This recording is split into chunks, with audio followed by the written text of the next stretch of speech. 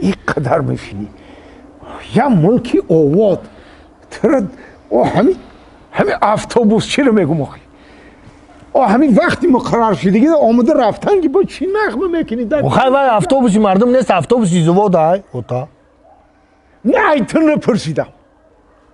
الان اتوبوسی زوادم باشه خلق الکه عادت کرده در همین همون وقت ساعت انتظاری میکشه خیلی وای یاسمی میرم گفتی میشینیم امودا بیام تاکسی چورسومو بریم نه الان اتوبوس اجداد میکنیم تمام اوتا اوتا چه میگی یا چی پرسم او پرسیدین باشی نمی گوش طرفی تدام هست این نمیچه گب زدم بگی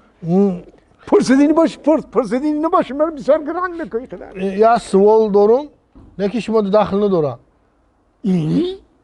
همون سوالت که من داخل نداشته باشه بروی چی من گرانگ کرده سی؟ آخی میگم اوچام دایم سوال بگو ماچما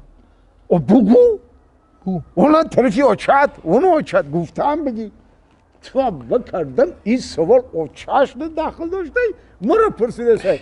تو پلان پرسیدی اوچتا حالی نه آخی اوخه پرس اوش یا که پرسیدین اینو باشه زنک تا بگی بشی خیلی حوض میپرسم پرس اوچا لبای بچم همین راسته که هر یک گودک باید اوتو داشته باشه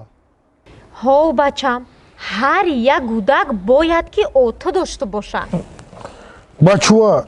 در خونه خمون 3 گودکایو یا اوتا راست میگه